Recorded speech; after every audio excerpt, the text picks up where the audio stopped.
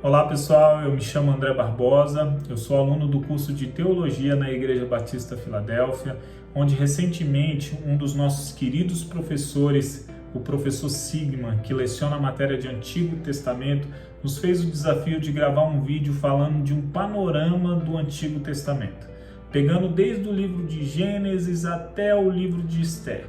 Então a intenção desse vídeo é justamente isso, trazer um panorama desses 17 livros históricos que estão divididos em dois momentos, onde os 5 primeiros livros que foram escritos por Moisés e compõem o Pentateuco estão divididos entre Gênesis, Êxodo, Levítico, Números e Deuteronômio.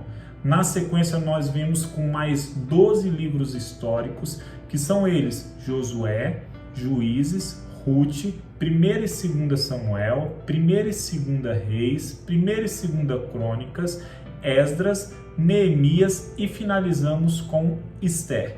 Então vamos dar início a esse panorama através do livro de Gênesis. Livro de Gênesis. Como o próprio nome diz, Gênesis quer dizer início, começo. O livro de Gênesis nos traz uma narrativa de Moisés onde ele mostra toda a criação de Deus. Desde os céus, da terra, dos animais, dos vegetais, plantas, árvores, tudo que existe sobre a face da terra. E principalmente a obra-prima da sua criação, o homem, o qual ele fez a sua imagem e semelhança, homem e mulher, macho e fêmea. E os deu os nomes de Adão e Eva. É no Gênesis que nós vimos esses mesmos homens, obra-prima da criação de Deus, pecando, caindo. E mediante a essa queda do homem, nós herdamos essa herança também do pecado ainda hoje. É no Gênesis que nós vimos as civilizações sendo formadas através de toda a genealogia oriunda de Adão e Eva, onde nós vimos Adão e Eva sendo fecundos e enchendo a terra, onde nós vimos o primeiro assassinato, um irmão matando o outro, Caim matando Abel. É no Gênesis que nós começamos a ver as alianças sendo formadas entre Deus e o homem, ali onde Deus destrói a humanidade por conta do pecado através do dilúvio e faz uma aliança com Noé. É no Gênesis que nós começamos a ver também as línguas sendo dissipadas, os povos sendo distribuídos em línguas diferentes. É no Gênesis que nós vimos essas sociedades, essas civilizações começando a ser montadas. É no Gênesis que nós temos a figura dos patriarcas, onde novas alianças também são formadas. Abraão, Isaac, Jacó, José. É no Gênesis que nós vimos a promessa de Deus sendo estabelecida através de um povo, onde nasce ali as tribos de Israel, onde Israel começa a se tornar um povo. É no Gênesis que nós vamos até o finalzinho dele, onde inicia-se toda a história posterior à história de José no Egito, e a partir de então a gente começa a falar sobre o Êxodo. Livro de Êxodo. Como o próprio nome diz, Êxodo quer dizer saída, partida. Foi necessário, após anos de sofrimento do povo de Israel no Egito, Deus levantar um libertador, pois o povo havia sofrido muito e estava sofrendo muito em decorrência da escravidão que acontecia no Egito. E Deus levantou um homem, Moisés, e se você pegar toda a história do Êxodo, vai falar que as crianças foram perseguidas, e tem toda a história de Moisés, que ele foi colocado dentro de uma espécie de manjedoura, colocado no rio, e ali acabou sendo salvo pela filha de Faraó e foi criado dentro do templo, educado dentro do templo de Faraó, dentro da casa de Faraó, Porém, na idade adulta, ele começou a ver o sofrimento do povo de Israel, que era a descendência dele. E vendo esse sofrimento, ele tomou as dores de alguns israelitas que passavam por sofrimento e acabou assassinando uma pessoa. No que ele assassinou, Deus começou a prepará-lo como o libertador do povo de Israel que estava ali. É no Êxodo que a gente vê o episódio da sarça ardente, como também das pragas que foram levantadas no Egito contra Faraó, uma vez que ele não queria deixar o povo ir. É no Êxodo que a gente vê um dos grandes milagres expostos na Bíblia, que é justamente quando Deus abre o Mar Vermelho através da figura de Moisés. É no Êxodo que a gente vê a maravilha de Deus, uma vez que ele faz com que o povo receba alimento no tempo que eles estiveram no deserto, vindo do céu, o maná descendo do céu, as codornizes, tudo aquilo acontecendo, milagre após milagre. É no Êxodo que a gente começa a ver as leis sendo montadas. Eu diria até que o livro de Êxodo ele é dividido em dois aspectos, histórico e legal, porque ele conta a história da saída do povo do Egito, como também conta um pouco da questão da legalidade, da legislação que é feita, principalmente no que diz respeito aos 10 mandamentos, né? É no Êxodo que a gente começa a ver uma estrutura religiosa sendo montada, onde é criada a arca, o santo dos santos, um ambiente de adoração a Deus. É no Êxodo que o povo fica caminhando, peregrino pela terra, à procura da terra prometida. E finalizamos iniciamos o livro de Levítico, onde nós vamos ver todas as leis conforme Deus orientou. Livro de Levíticos. O livro de Levíticos nos fala sobre santidade de Deus e do homem perante a Deus. É no livro de Levíticos que começamos a ver todo o critério de sacrifício de animais em perfeito estado que Deus colocava, todas as leis e as suas aplicações, não só aos levitas, como também ao povo de Israel como um todo. Uma vez que no livro de Êxodo foi criado toda aquela estrutura de adoração, no livro de Levítico ele deixa claro como se fazer essas adorações.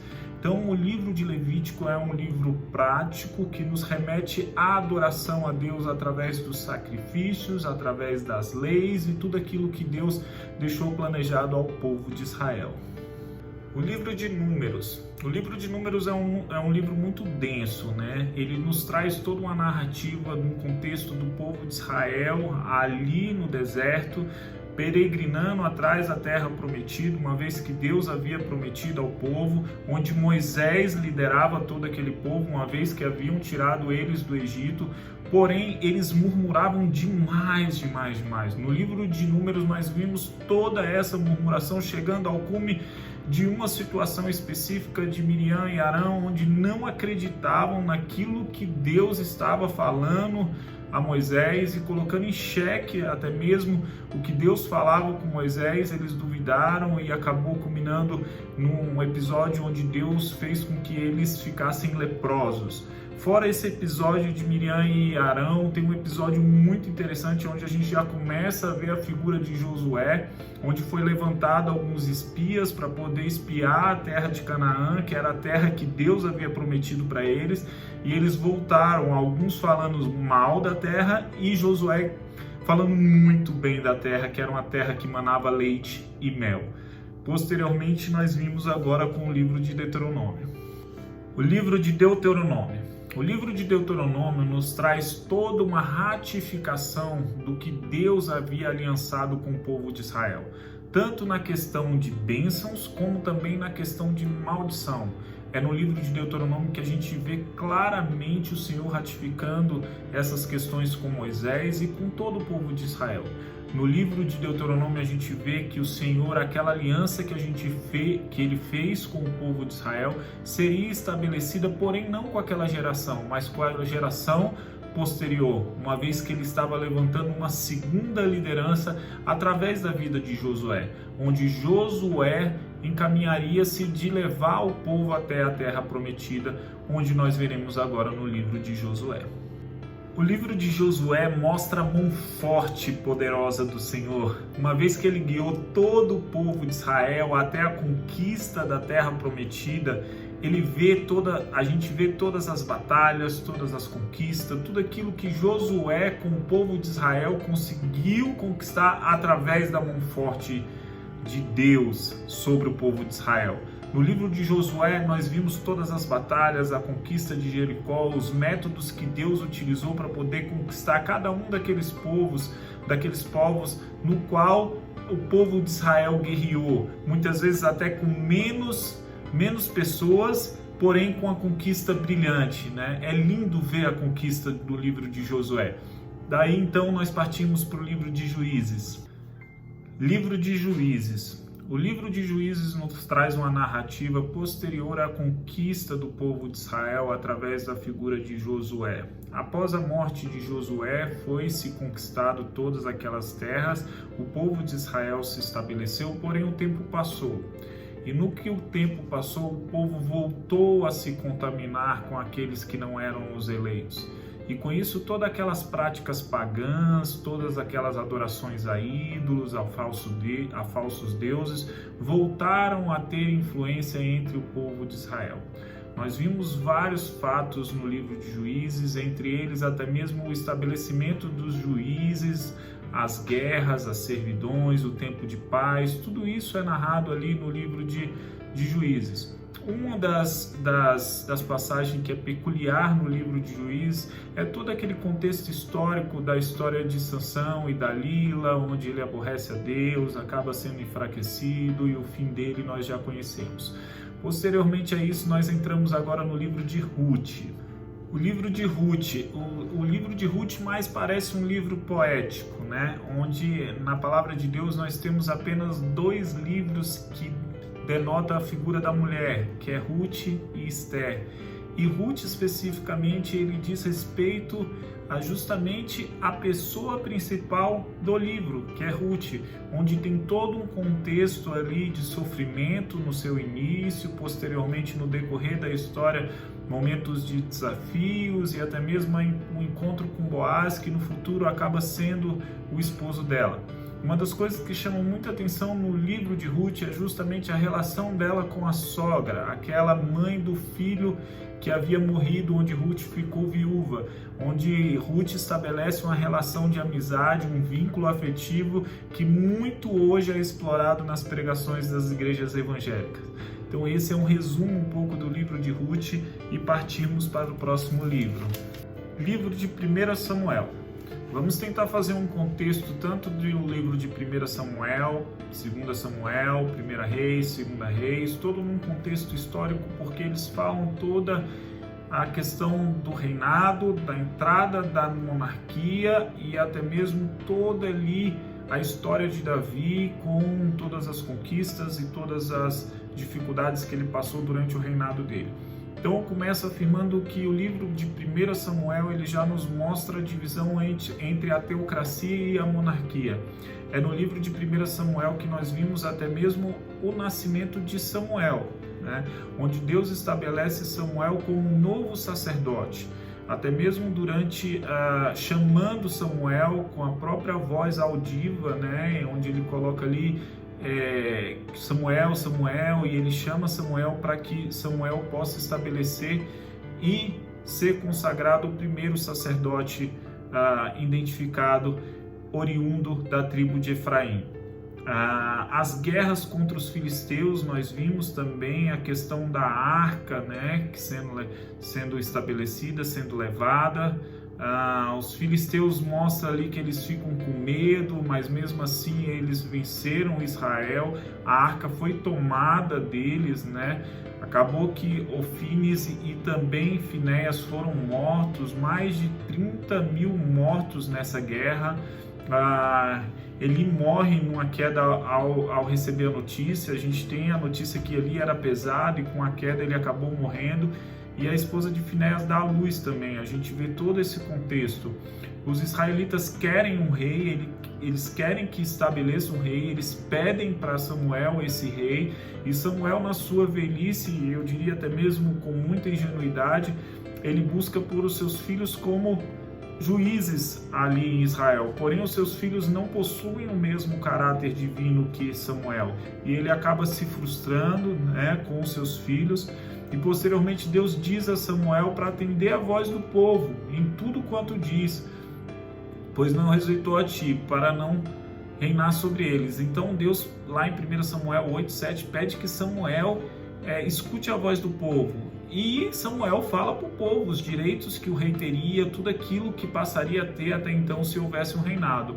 Então aparece o primeiro rei estipulado, que é Saul. Porém, é um rei que tem uma rejeição muito alta, porque não foi estabelecido por Deus. Porém, ele continua reinando. Na verdade, foi estabelecido por Deus, mas foi um rei que foi solicitado pelo povo. E ele continuará reinando sem a bênção de Deus até que venha o próximo rei escolhido. Uma vez que Deus manda Samuel ir até a casa de Jessé, pai de Davi. Chegando lá, ele encontra os 7 filhos de Jessé, e tem uma história curiosa onde traz todos os filhos, os 6, né, aqueles que eles achavam que seria o que seria rei, né, jamais imaginando que Davi, o menor, o mais franzino, o mais novo entre os irmãos, poderiam ser consagrado rei. Mas ele foi consagrado, ele foi ungido rei naquele momento. E Deus prova Davi e estabelece ele frente ao gigante Golias, onde a gente vê naquela passagem que Davi derrota o gigante Golias. Posteriormente começa todo um contexto de perseguição, onde Davi passa por toda uma dificuldade por conta da inveja, da dificuldade de Saul, mesmo ele sendo uma bênção muitas vezes para Saul, tocando harpa, fazendo canções, mesmo assim. A gente vê também uma história curiosa no livro de 1 Samuel, que é a história entre Davi e Jonatas, onde hoje os homossexuais colocam essa relação como uma relação homossexual que não condiz em nada, pelo contrário, fala do amor de Cristo, do amor de Deus entre uma amizade verdadeira, né? Davi sempre foi amado pela família de Saul, isso fica claro ali também, né? Davi começa a ser perseguido aí muito forte por Saul, e Saul muitas vezes perseguindo Davi e querendo encontrar Davi até a qualquer custo, e saber também como seria o futuro dele. Ele acaba buscando a ajuda de médiuns, de pessoas que faziam leituras do futuro enganosas, né? Espíritos malignos que na verdade faziam esse tipo de adivinhações, na verdade enganadores, né? E mostra que um desses espíritos malignos falou sobre a morte de Saul e tudo. A morte de Saul e seus filhos, morre Saul, morre Jonatas, tem todo aquele sofrimento com a família dele, e a gente entra em 2 Samuel, onde a gente vê a chegada de Davi ao trono. É interessante falar que por muitos momentos Deus colocou a vida de Saul nas mãos de Davi, porém Davi não feriu aquilo que ele tinha como princípio, que era honrar a sua liderança ou os seus reis, né? Davi chega ao trono já no livro de 2 Samuel, né? Durante 30 anos, quando Davi reinava, ele reinou 40 anos, reinou em Judá, 7 anos e 6 meses em Jerusalém, reinou 33 anos sobre todo Israel e Judá. Davi toma Jerusalém e ele foi um baita de um conquistador. No livro de 2 Samuel deixa isso claro. Ele traz a Arca da Aliança de volta para Jerusalém. Davi constrói a casa para Deus, lá em 2 Samuel mostra isso. E Davi, com todas as conquistas, com todas as batalhas, ele foi vitorioso em tudo que ele fez. Ele venceu os filisteus, os moabitas, reis de Zobar, Síria, de Damasco, os amonitas, os sírios. Não havia povos que Davi não conquistava. Se assemelha muito ali o que acontecia com Josué conquistando todos aqueles povos. Porém, Davi foi uma conquista mais robusta, a Bíblia mostra. Porém, Davi teve episódios tristes na vida dele.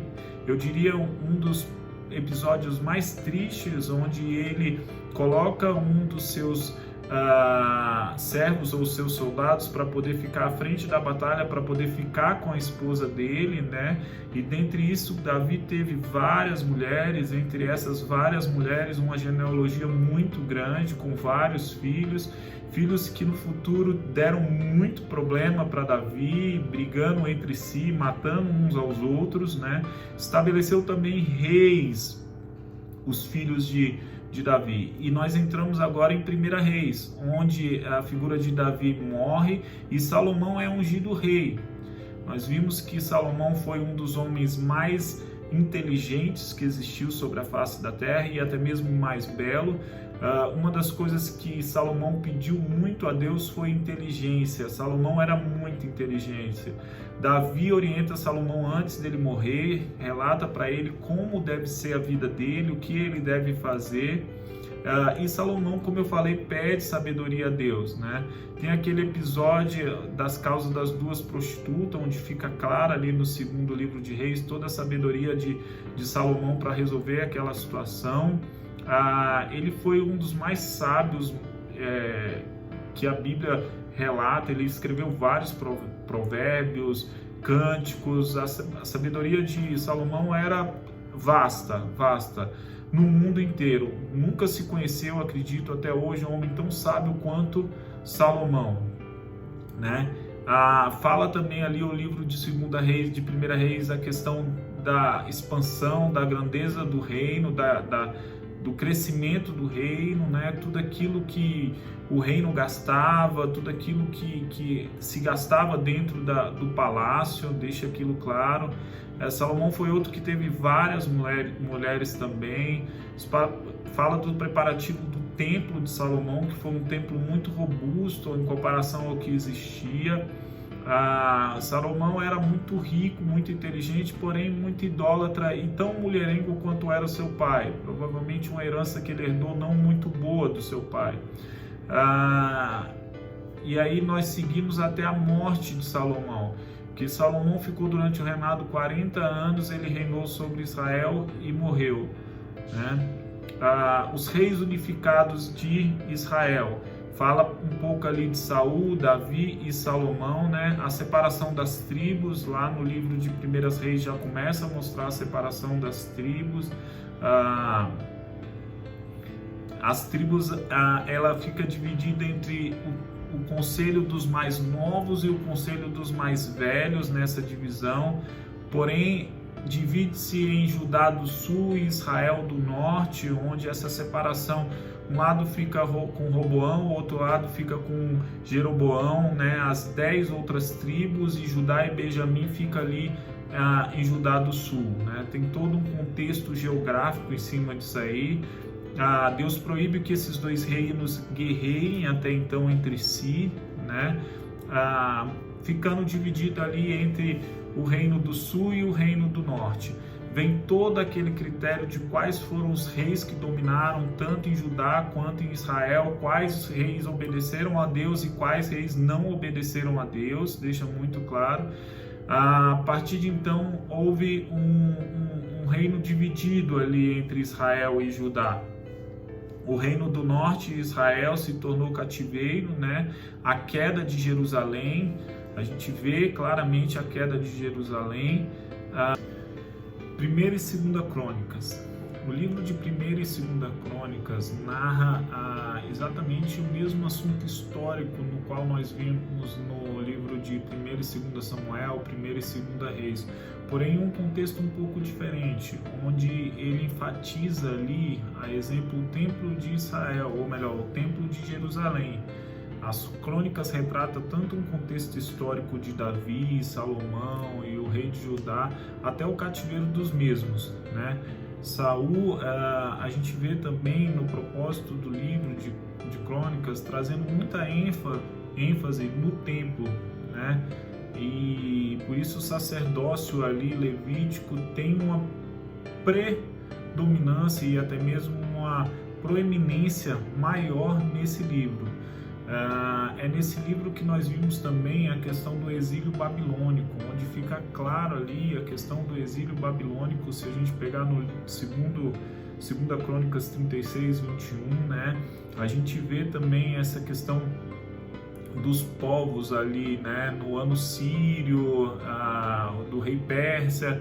Então a gente tem os impérios que foram estabelecidos no exílio babilônico, que foi assírio, babilônico, persa, grego. A gente vê todo esse contexto, para posteriormente a gente voltar ou ir para o livro de Esdras e Neemias, onde a gente fala ali um pouco da volta do exílio, né, do povo de Israel. onde tem todo aquele contexto ali no livro de Esdras, né, do decreto de Ciro para construir um novo templo, onde esse templo leva anos aí para ser reconstruído, né, todo aquele contexto. A gente vê os reis da Pérsia também, Círio, Cambisés, Dário, Xerxes, Artaxerxes, Xerxes II, Dário II.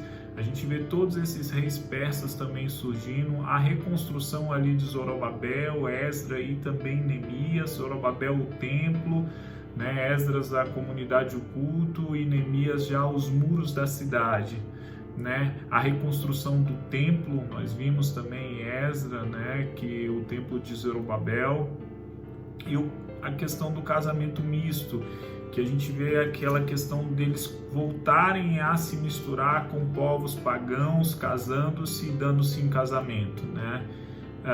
E aí a gente entra no livro de Neemias, onde Neemias traz toda a reconstrução dos muros de Jerusalém, né? Mostrando ali que ele foi reconstruído em sua totalidade em 52 dias, né?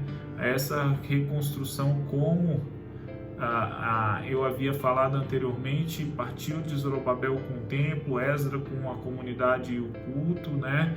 E Neemias com os muros, a reconstrução moral e espiritual nós vimos ali. Essa reconstrução moral e espiritual, ela parte muito da leitura da lei, onde eles voltam a praticar a leitura da lei, a confissão dos pecados e juramento e compromissos, né? Vem também a reprovação de Jerusalém, dedicação dos muros, né? Preparativos, reprovação, dedicação dos muros, sacerdotes e serviços, tudo isso nós vimos ali nesse contexto. Ao final do livro de Neemias mostra a necessidade de sempre estar fazendo reformas, observar onde nós pecamos e onde nós precisamos corrigir a rota daquilo que nós fizemos de errado. E por fim, finalizamos todo esse contexto aí, desde Gênesis até aqui o livro de Esther, falando um pouco do livro de Esther, onde traz também um pouco desse conteúdo poético da história de Esther, que todos nós sabemos, mas se a gente for pegar num contexto histórico, é bom destacar a questão dos reis da Pérsia, onde fica claro ali os reis estabelecidos, Círio, né, Dário, Xerxes, Artaxerxes, né, e Dário II, fica claro, e os anos ali estabelecidos também já no livro de Esther. O livro de Esther é curioso, ele traz uma narrativa onde a gente vê a história de uma mulher que se encontra-se apaixonada ou que se vê com o rei apaixonado por ela, e todo o contexto ali com os personagens de sua família. Finalizamos todo esse contexto histórico de Gênesis até o livro de Esther.